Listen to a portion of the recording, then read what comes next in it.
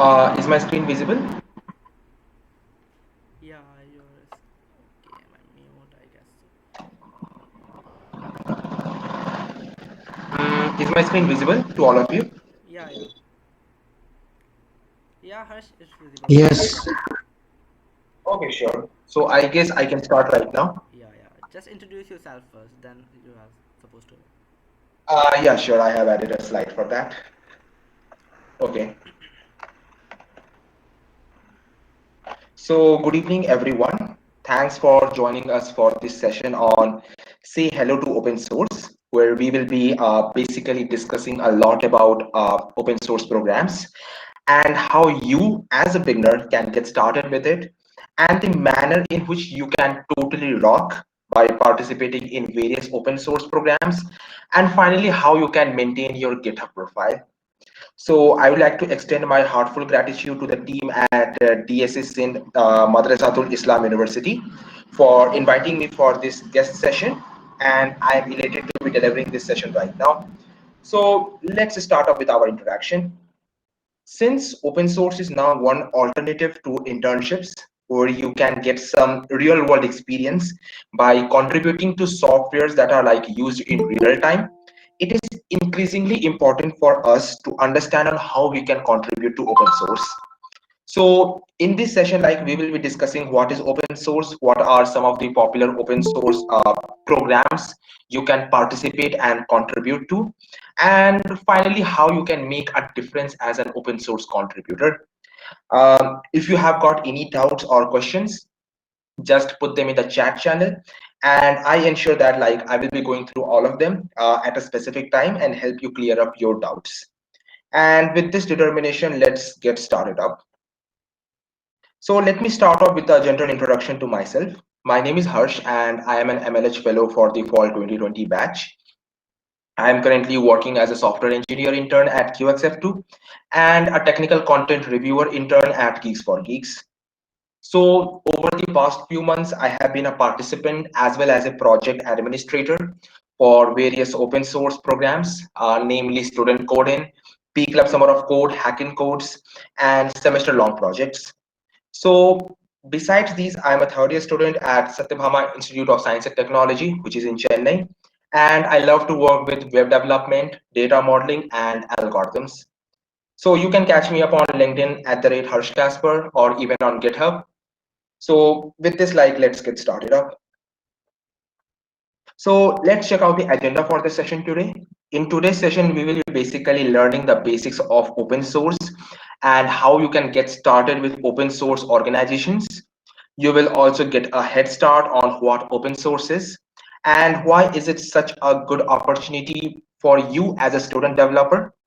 I will also like give you a very general introduction about various open source programs and how you can exactly benefit from participating and contributing to open source.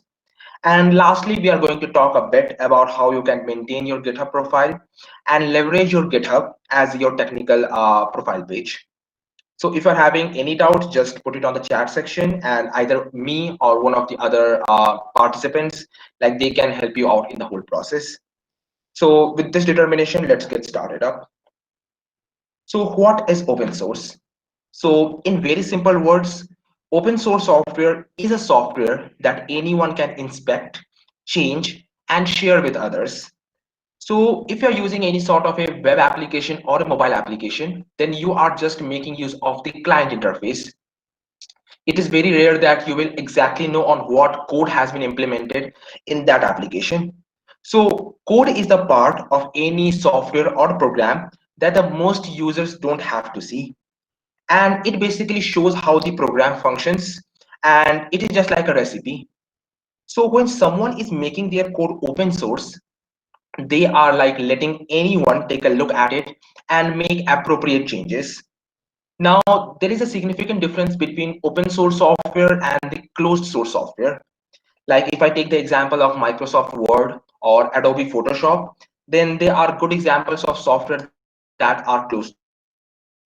You can access their code base unless and until you are a part of the company or the team which is developing that particular project. Now, taking into regard the open source software, it doesn't exactly mean that it is a free software. Free software is more of like a political movement, while open source is more like a development model. We'll now take a deeper dive into this whole thing. So open source projects have given birth to a range of useful projects over the years. So if I take some examples, then we have got Android, we have got Firefox, we have got VLC Media Player, we have got Linux, Docker, Python, and all of them are basically open source projects. And they have capitalized upon the contributions of many people who have contributed to them over the past few years. So as mentioned here, open source like has vastly changed the landscape of the software development field. Let me take a very good example in this case. How many of you are Python programmers here? You can just put a yes or a no in the chat section. If you are using Python, you can just put a yes, or else if you're doing some Java or .NET, you can put a no. Okay, I guess majority of you might be Python programmers. Okay, so Danish is not a Python programmer. Okay, so like if I take into majority case, in countries like Pakistan or India, majority of the people are like doing Python. And how many of you are Windows user here, just like me? So how many of you like use Windows? Okay, I see that majority of the people are using Windows. So like if you're using Python and the Windows together, so you might know about a person whose name is Mark Hammond. So basically, Mark Hammond actually helped in bringing the dream of Python on the Windows operating system come true. So Mark Hammond had a lot of expertise in Windows operating system, and this expertise came handy for the Python open source, which was traditionally developed for Linux and Unix based systems. So even if you're like downloading the traditional IDLE today, you will see his name with a thank you note from the Python open source software foundation. So this is the reason like why open source is so highly regarded today in terms of developer experience and the amount of expertise that you can gain by just contributing to it. So with the rise of open source software, many companies are like making their projects open source for developers to work on it and then collaborate. So if I take some popular example, then even the famous calculator application that is present on the Windows operating system, even that is open sourced. Some of the famous companies like if I talk about Chaos Monkey by Netflix, even that is open sourced. So there are lots and lots of applications that are being open sourced by these companies, and there are various advantages that companies are looking for while open sourcing their project. First is that they want to beat their rivals.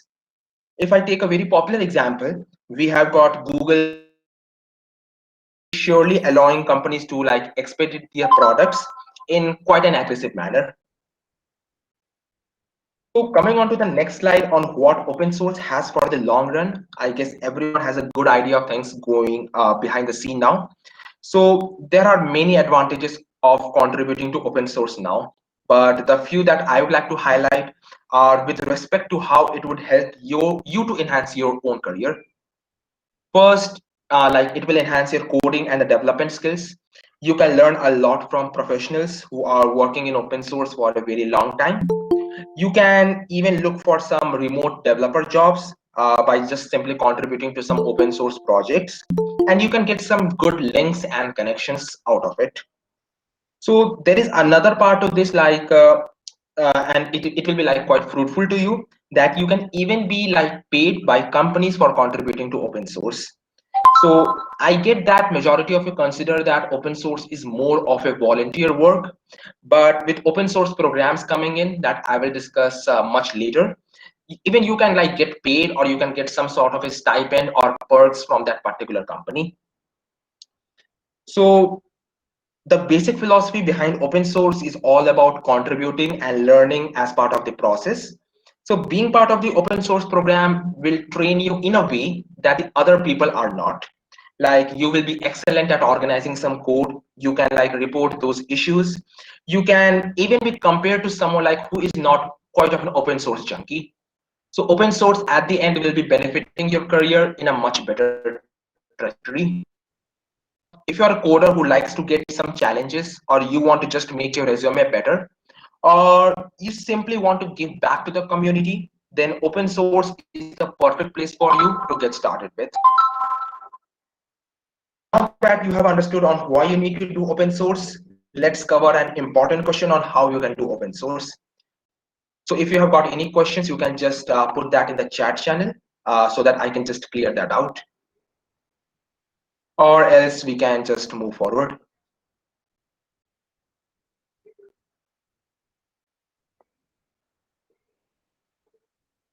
Okay, I guess there are not many questions. If there are, you can just put it that right now so that I can just come up to that after this agenda.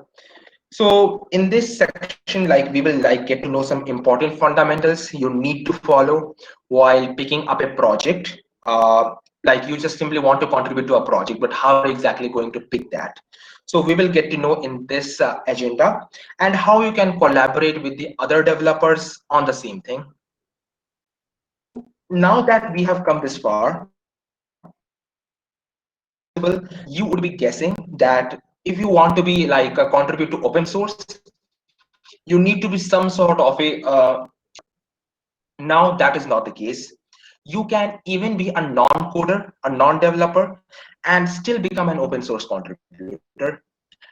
And this is that open source projects involve a and some of these like include issue tracking, issue labeling, reviewing the pull requests, and user experience design and all that thing. All these things are like overlooked in majority of open source projects. So you can just you can like contribute to open source in a very so if you are not comfortable contributing by writing some sort of a code, you can like take a look into some other ways which can help you to get started with the project. Like if I take some examples, you can like identify bugs in the software by contributing to Zulip. And Zulip is a very popular open source chat platform. So if you want to like see how you can contribute to Zulip, you can start by using that particular application. You can see on what problems you are encountering, and you can just report them up and like you can fix that bug. It is as easy as that. So basically, if you're using a software on your own local system and trying to find out the bug, then it is probably the easiest way in which you can get started with open source. You can also help the project maintainers review the code that is submitted by other contributors. Like if I take a good example from my own experience, then I remember like I was coding in Python and I was not taking into regard any sort of a convention like Pipit and all that. So one of the mentors, like he asked me to run the code through the Pylint, which automatically generates a code for my Python, and it informs like what I can improve in my code.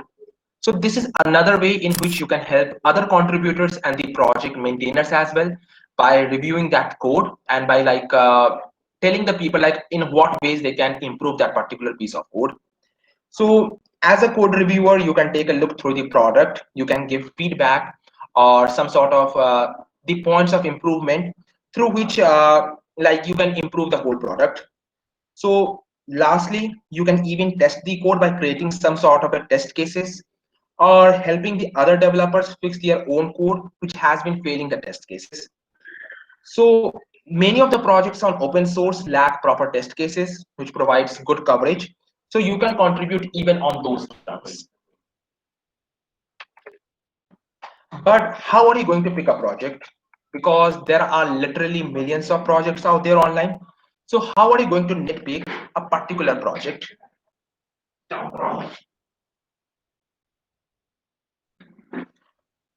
Sorry for the disturbance. So yeah, so I was talking like how can you nitpick a particular project? So picking an open source project suitable to you can depend on many things. And like it is ultimately a personal choice, but as a first time contributor, there are some of the ways which you can narrow down for your project and you can just contribute to it. So we will just discuss about those points and how you can like get started with contributing to some popular projects. So as someone like who is like new to open source, seeking out well documented projects that have some active communication channel is definitely beneficial to you, because as a new contributor, you can just go there, you can ask few questions, and you will be like guided through the entire project in a sufficient manner. So first you like need to check if that project has a good README, whether it has got a code of conduct, it has got an issue tab, it has got a wiki. So you can just take a look at all those things and like you can get yourself comfortable with the entire project. So all this will like help you to better understand on how you can contribute, because well documented projects are always easy to get started with, as you can like clear up your confusion on almost any part. And if you have like any further doubts, you can just hit up the project mentor or the maintainer for better clarification. And yes, they would be more than happy to have you contribute, and you should not be feeling sort of shy or afraid to just contact them. Next, you need to decide on which stack you would like to work. It can be a Python based project, or it can be a JavaScript based project, or it can even be a simple C++ project. So at last, it's all upon your choice. So as a beginner, like you can probably seek projects that follow the same learning curve as your own projects. So let's say you developed a React application and it is basically a CRUD application. You can just basically post things, you can like them, you can comment them, something like that. Basically a simple social media. And you want to contribute to a similar project that has the same idea. So you can take a look on what things they can do in their own project, and you can like even suggest some new features and some new improvements upon the code base. So this is one good way through which you can actually contribute to open source in a very meaningful way.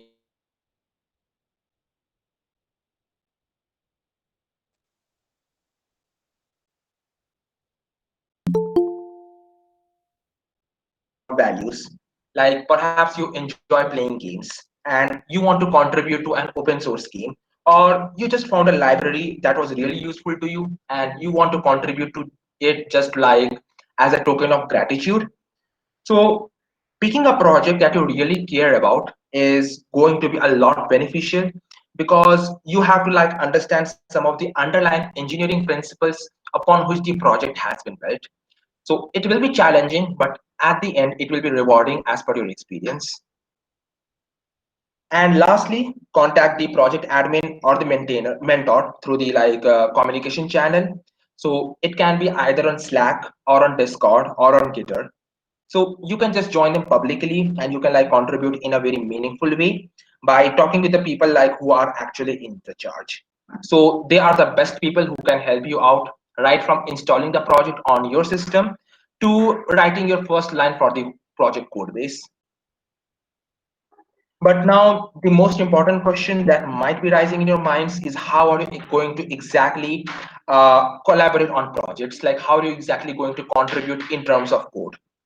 So, well, the secret ingredient that is being discussed here is Git. And I hope like you had a session yesterday on the same part. So as engineers, it is quite evident that you will be building software projects. And the source code is like stored in multiple files and they undergo a lot of variations and edits over a period of time. So it is quite evident that you would need to find a particular version of a file. You would need to identify a developer for any particular change and a lot of other things. Don't have something called a version control system, it would be quite complicated and it can have many errors. Git is a version control system. It is basically a tool that allows you to manage the versions of the project. And GitHub is just a nice visual layer that gives you more advantages by managing the project as a whole, by making use of issues, pull requests, forks, and all that. You can make use of these automated tools to like track your project development over the time. So now that we have progressed this far, let's talk about the second last agenda of our session, which is the open source programs that you can be a part of. So if you have any questions, you can just put that on the chat channel. We'll be coming on that part on how you can start your own open source project. So that will be basically the last agenda of the session. So if you have any questions, you can just put that on the chat channel, or else we can simply move forward.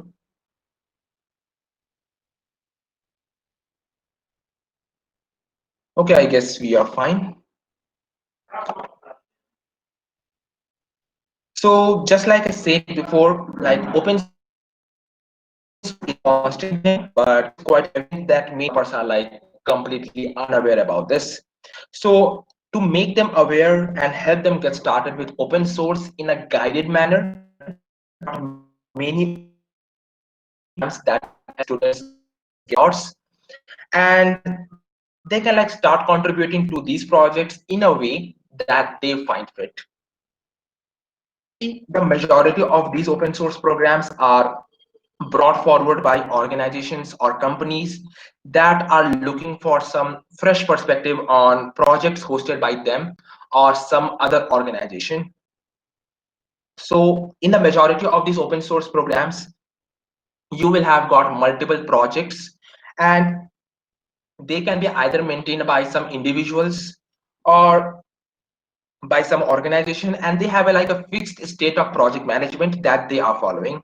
So you can just contribute to them by following these project milestones, either by writing some code or by fixing some bugs, or even contributing to docs. So the primary advantage of participating in these programs include the visibility and the exposure that you get to open source and the vast experience that you gain out of it. So in this section, we will discuss about some open source programs you can be a part of as a student developer. Talking about some popular open source programs, we have first got Google Summer of Code and Google Season of Docs by the Google Open Source. So in the past few years, Google has released many of its tools and libraries to open source, including Flutter, Angular, TensorFlow, and even its proprietary testing library. So to promote open source more aggressively, Google launched this open source program to help student developers get started with those technologies. So in Google Summer of Code, better called as GSOC, so contributors are invited based on their proposals, and they don't work under Google, but they work under some specific organizations. And they can be like Mozilla or Apache or Dart or CV Cloud. And there are many more organizations that are part of it. So Google does not specify this as an internship, but rather an open source initiative. And the students, like, they will be getting some sort of a fixed stipend for their work, and it's a great chance to upskill yourself in a better manner. So Google Open Source, they basically invite proposal from students all over the world for this program, and there are various organizations that you can apply to. So if you're looking to be a student developer for Google Summer of Code, you can possibly start by contributing to some of the organizations that are part of this, and you can just get a very good idea of what is going behind the scene. And once the applications start, you can like make a proposal for the project and you can apply using the same. Google Season of Docs is exactly the same, but you need to contribute in terms of documentation instead of the code. And just like GSOC, it has got multiple organizations, and you can contribute to them by expanding their documentation for the better case. Both of these programs are exactly competitive. There are a high number of applicants. So you need to be strategic. If you are applying to the same, you can like possibly start by contributing to some of the organizations right from now, so that you can have a good proposal just before the application process begins. In a similar manner, we have got Outreachy, which is an internship initiative to contribute to open source, but it is only for women and people like who identify themselves as transgender. So Outreachy internships were brought forward to help people who are minority in a technical field by bringing them forward and helping them with open source engineering. Outreachy internship applications, like, they released twice a year, one for the northern hemisphere and one for the southern hemisphere. And you are required to fill an initial application first, and you have to like answer a lot of essay based questions. And once you are selected in that, you will be like called in for a contribution period where you contribute to the organizations that are part of the program. So if you're like aspiring for Outreachy, you can possibly talk to the mentors or the project maintainers to get a clear idea of the project before you apply for the same. And like submit a proposal because this is a part where you will be judged the most. So once selected, you will be entitled to a fixed stipend and you contribute to the open source project you have been selected for. And then we have got MLH fellowship. So I'm an MLH fellow for the fall 2020 batch. And basically this fellowship was started by Major League Hacking for the students who lost their internship opportunities due to this COVID. So basically MLH fellowship is divided into three parts. The first one is the open source program where people can go and contribute to some open source projects of a specific department. And yeah, and next we have the Explorer program. In the Explorer program, you basically don't contribute to open source, but rather you participate in hackathon sprints and you make some cool projects according to that, making hackathon projects. And luckily, we won the first hackathon sprint. We basically built application to help the blind people, and I will be demonstrating that to you right here once we get into the last agenda. And MLH has got this new part as well, which is called externship. So as part of the externship, you will be like contributing to some defense related projects, something like that. It will be more of an internship, but you will be associated with MLH directly. So that is why it is called externship. And yeah, so in MLS fellowship, you have to basically fill in an initial application form. You have to like write a lot of essay-based questions. You have to submit a sample code base that shows your skills. And once you are selected, initially you will be called in for an interview. That will be basically a behavioral interview. You can like consider that as a sort of an HR interview where you will be asked a lot of questions about you, your projects, and all of that. And the next one will be a technical interview. You don't need to worry about it because you will not be asked any sort of data structures or algorithms question. You will be asked questions based on the project code base that you have submitted in the application form. So MLH also offers you like a stipend. Like if you are going full time, you will be offered a stipend of 5,000 US dollars, or if it is part time, then 2,500 US dollars.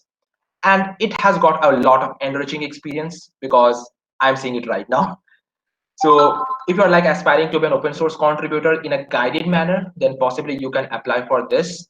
And if you're selected, then it will be like quite a moment for you because you will experience something that you might not have experienced any time earlier in your college life. And there are a lot of other open source programs as well. So there is Girl Script Summer of Code. So some of these programs are basically limited to India, but they have like outreach to some other countries like Pakistan and Bangladesh. So there are some programs which are international in nature, like Raise Girl Summer of Code. It is basically only for women. We have got Hacktoberfest, which is worldwide. We have got Linux Kernel Mentorship Program, which is worldwide. We have got Community Bridge Mentorship, Alibaba Summer of Code, Open Summer of Code, and these are worldwide programs. So there are a lot of open source programs that are happening all around the world, and even some of them are run by student communities. So possibly like even in Pakistan, there are a lot of DSC and the Microsoft Learn Student Ambassador communities. So even like they can get started with some open source events so that the first time contributors can get acquainted with how open source works and how they can make a valuable contribution using that. Now that we have come this far, let's discuss about Hacktoberfest now. Hacktoberfest, basically Hacktoberfest is a month-long celebration of open source software, and it basically like highlights the true collaborative nature of building software. So it is a worldwide program, so developers like all across the world are like challenging themselves to solve 4 or pull requests for that October. So this is an opportunity for you to like build some new relationships, get started with open source in a very meaningful manner, and also stand a chance to win some t-shirts, stickers, and all that. So what do you need to do big like as a part of Hacktoberfest? So if you are a participant in Hacktoberfest, you just need to make 4 pull requests as part of the program that is validated by a project maintainer and possibly merged into the code base in the given time. So Hacktoberfest has been like conducted for the past 3 to 4 years, I guess. And every year, the scope of Hacktoberfest has expanded with many open source contributors coming in every year to contribute to a very large number of projects. Now, let's talk on what you should not do as a participant in Hacktoberfest, or how you can just do big during this whole event. It has been over 2 weeks since Hacktoberfest has started, but many people like, especially project maintainers, are like tired of seeing some low quality contributions coming in. It is just possibly because people don't understand open source in a meaningful manner, and they think like they can contribute anything that they consider good. So like people are like me of GitHub projects and are claiming that as an open source contribution. So this is what open source software building is exactly like. So during Hacktoberfest, try avoiding making any sort of low quality contributions, because that is going to cost you a lot. So if you're making any changes in the project structure that was not intended by the maintainer, then they're surely not going to accept it. Instead, they will probably like flag your pull request as invalid or spam, and this will further reduce your chance of succeeding in this program. So how are you going to ensure that you make quality contributions on any project you are contributing to? So first, you should like communicate with the project maintainers who you feel can make this project better. So next, like other contributors, and like you can see on how you don't mess up anywhere. So probably like if you're contributing some code and if you mess up with some other code, you should try avoiding that. And lastly, you can pick up your own niche and find in what ways you can contribute to any project. So you can either do some UI UX, or you can do some bug hunting, or you can even create some new features for the purpose. So it's all your choice at the end. Preparing for open source is quite tough, because it not only requires some technical skills, but also some deep insights on how the product can actually influence the life of millions of people who are making use of it. So possibly if you're contributing to VLC media player and it is exactly being used by almost every Windows user, I guess. So you should understand the basic philosophy, the basic tenet behind the project, and what changes you're trying to implement can make the user experience much better. So you should be focusing on that part more, rather than just like contributing some sort of a code to it. So if you are preparing for any open source program, you can like start with improving your technical profile on GitHub and LinkedIn, and probably like start creating some of your own projects. So as an open source developer, you as a contributor is a driving factor to many popular projects. And you can also help some new contributors to get started with the whole episode. So open source is rewarding at the end, and you need to make sure that if you're looking to participate in any open source program, you have a good idea of what you can bring to the project rather than what you are willing to take out of it. So now let's talk about the last agenda of our session, which is how you can maintain your GitHub in a unique way that would help you find the next opportunity. So as student developers, we are like always trying to find some new internships or even jobs which will help us in our career trajectory. So we always like try to resume and possibly our LinkedIn profile. But I can tell you that with a good GitHub profile and a good project, you can absolutely do wonders. So let me explain them briefly here.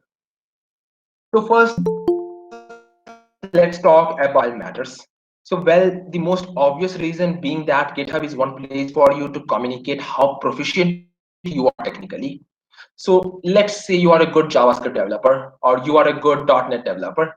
So then as a recruiter, I will expect that you have some good projects in JavaScript or .NET or in Python or in something else that you have claimed on your resume.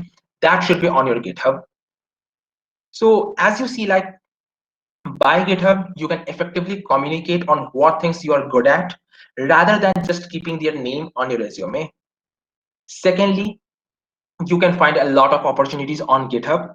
If you are like heavily contributing to open source, you will obviously come across many such openings which require a subject matter expert for that particular language or library or framework that you are contributing in.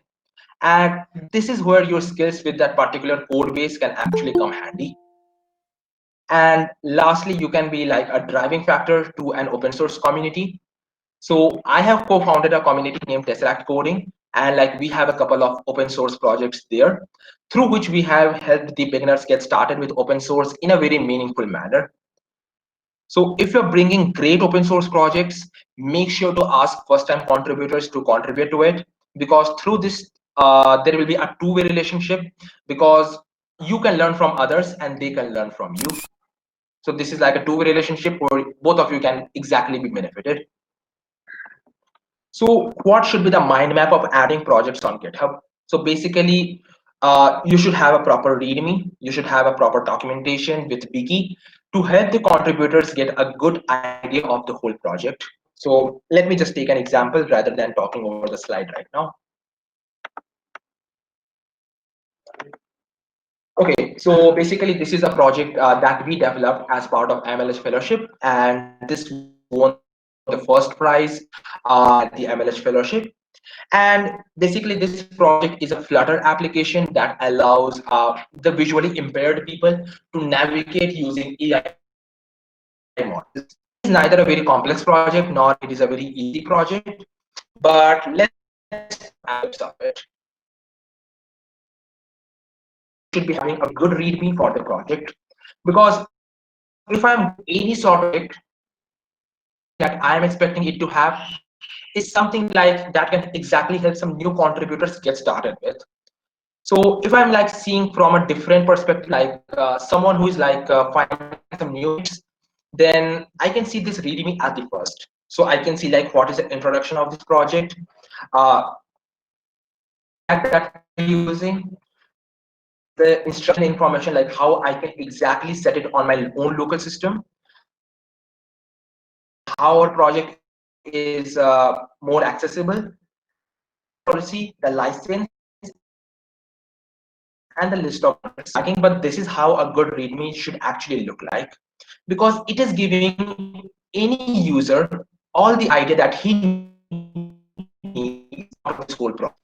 Take a look at the code, but before looking at the code, he should have a basic walk around what is exactly meant. I can go to a ton of repositories on GitHub that don't have a proper README, and this basically like demotivates any new contributor from contributing to that project. Even I have a couple of projects that don't have any sort of a README. This thing, like if you don't have any sort of a README, that will be quite a detrimental thing for you, because it will give the open source contributor any chance to know more about your whole project. Developing, make sure to add these things first, because this is exactly going to help any new content exactly understanding the code base. So the second thing that you can possibly take a look at is the wiki of this project. So majority of the popular projects have a wiki, and you can call this need to know about this project. So in this wiki, I have got multiple pages, like I have got these things. Let me just open them up. So in one of the pages, I have got like the build instructions for the Flutter application. And like they have got for setting up the backend API. We have got another wiki page for like language labeling and all of that. So these things can help the new contributors to understand how like they can set up the project and how they can understand the whole code base. So make sure to have these things available, and possibly as an add-on wiki as well. The second thing that we obviously take a look at is a good commit history. So many of the people, like, they don't care about commit history, but it is something that majority of the recruiters will take a look at. So if I just click on this, I can see that there are 31 commits made over to this project. And this simply means that I have made some sort of a change to this project, and I should be quantifying that change. So let's say I am creating a portfolio for myself using basic HTML, CSS, and JavaScript. So if I'm creating an HTML page, I should create a first commit telling that I have created the HTML page and it is ready to be deployed. If I'm creating a CSS page, I should have another commit telling that I have created the CSS page and I have styled the HTML page as well. And lastly, if I'm adding some sort of functionality to my portfolio page, and I can create another commit for that purpose. So your project should have a good commit history so that the other people can exactly understand or how you have progressed in the whole project. So if I take the whole thing here, I can just see that what the commit history is. So the first commit is initial commit, basically the first commit for any project. Then updated the README. Basically, I just say that I have added the README for the project. Then we have got feats, which basically shows like we have added some feature to the project. Then we have got some codes, which is basically refactoring the code or reformatting it or like rebasing the whole thing. And in cases, we can have something like a bug page, like I have got this here fixed thing, which is basically a bug in this application. So using this, I can exactly see on how we have progressed in the entire project, right from starting it on September 2021 and while contributing on GitHub. Make sure to have a good commit history because that is a sign of showing like how much maturity you have while contributing any sort of a code. Don't make the commit history something like meaningless. Like if you're making use of GitHub, then it is quite possible that like you are uploading the files. So don't keep the commit history as like adding files by upload because that is simply detrimental for you. Make meaningful commit messages so that you can exactly quantify on what changes you have done in the entire project. So this is something that majority of the technical recruiters will be quite impressed at if you're like implementing it directly. Then you can like make use of some project management tools like issues, PRs. So like you can create some sort of issues. So if you are adding any new features or if you're like fixing some bugs, always make an issue for that and then make a pull request for that purpose. So like I have got some issues right here, which is like basically for adding splash screens, for adding voice enabled navigation, for button for OCR and all that. And to fix these issues, we have got multiple pull requests. So you can like manage the whole project using these issues and pull requests, and like you can manage them in the projects tab. So in this projects tab, I can like see on what features I have to do, what features are in progress, and what features have been completed. So this is one good way in which you can manage the whole project by quantifying the features that you're trying to implement and checking out their progress and the things that has been completed till now. Okay, and lastly, like you can make use of some CI/CD actions. You can have some GitHub actions to automate your workflow and development. So if you're a full stack developer, if you are like developing and deploying continuously, then you can like make use of the CI/CD tools like Jenkins or Travis CI for like automating the tests and all that. So this is another good way in which you can like automate your project development workflow so that you don't have to repeat yourself. So this is pretty much on how you can like manage your projects on GitHub. There are 4 bullet points. The first one is having a good README. The second one is having a good commit history.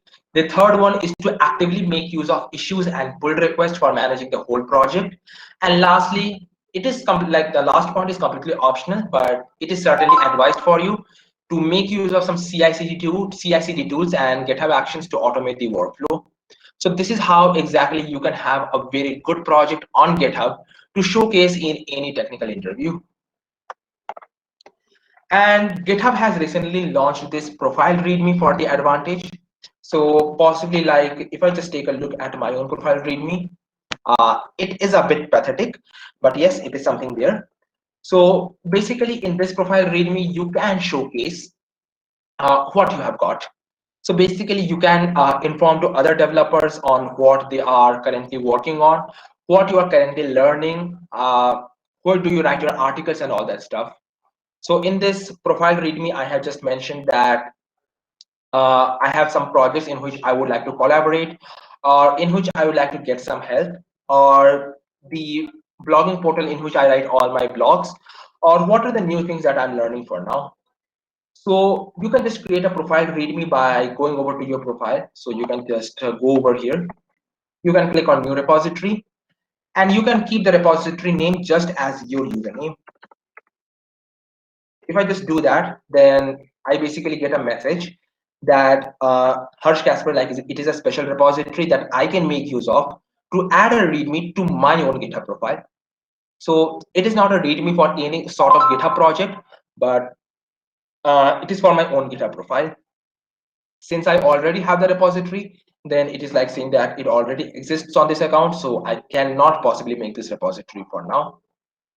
So using a profile like README, you can like highlight your technical competencies, the tools and the technologies you are good at. You can also showcase some of the best projects that you have developed. You can like also display some of the developer activities. Like if you're blogging, then you can possibly mention some of your blogging sites. Or if you're like to do some podcasting or like making some YouTube videos, you can mention that as well. And lastly, like you can add your socials like LinkedIn, Twitter, Reddit, or Kaggle if you're like a data science enthusiast for a better technical depth of your skills. And lastly, using this profile README, you can show if you're like open to some new opportunities so that the technical recruiters can possibly contact you for any sort of openings that they have. So what makes a good GitHub profile? So this thing is like quite subjective. Many people have like different opinions on what makes a good GitHub profile. But just like any social networking site like LinkedIn or Twitter, you should be branding yourself on GitHub as well. Because GitHub is one place where you show all your technical competency. And if you're branding on GitHub, like if you're helping other developers to like code and program,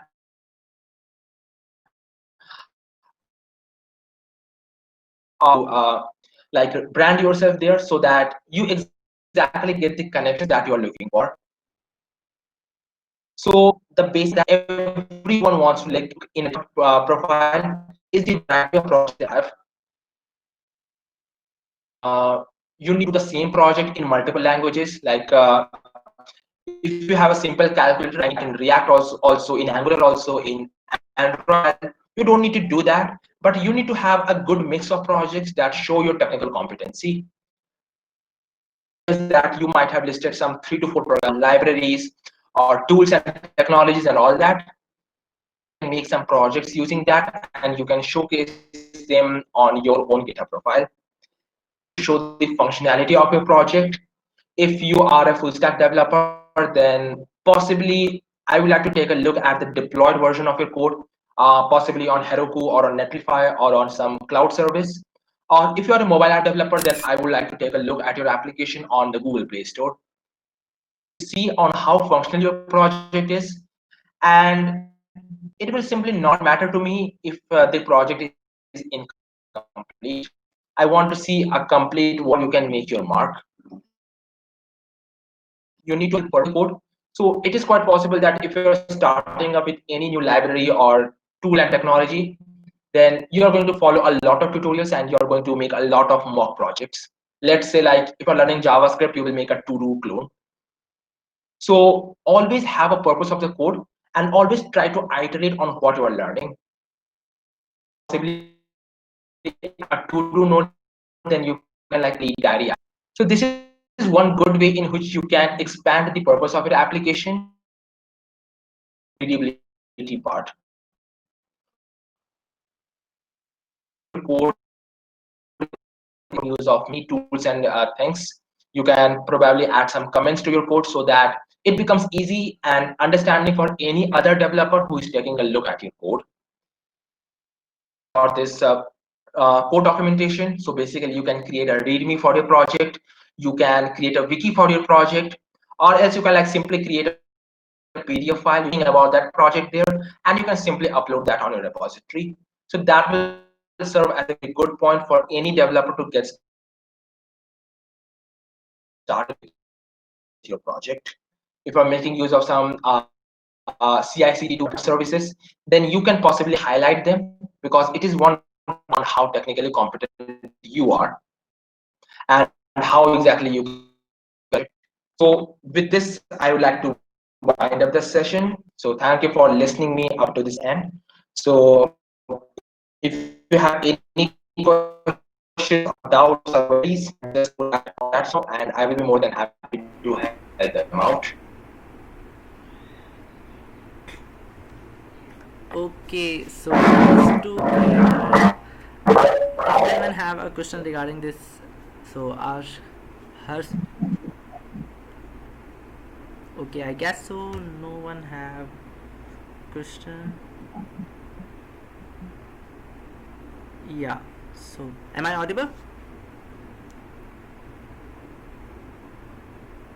Yes, you're all.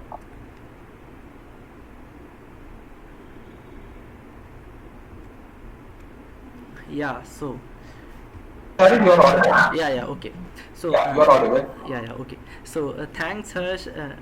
I love how you start from a scratch at what is a open source and take it to the advanced level. How we can contribute in a Hacktoberfest as a beginner. So in fact I have learned a lot, and actually I want to let you know that I have been contributing in a open source from a year, and I had a thought that I know everything about open source, but you proved me wrong. There are so many things which is new for me. So thank you so much for sharing your experience. I am looking forward to call you again for our upcoming session, because there is a lot which we want to learn from you and from your experience. So thank you. So if you guys having question with me or with Harsh for this particular boot camp or any other thing, so you can uh, reach out to his profile. What your profile? LinkedIn profile, Harsh?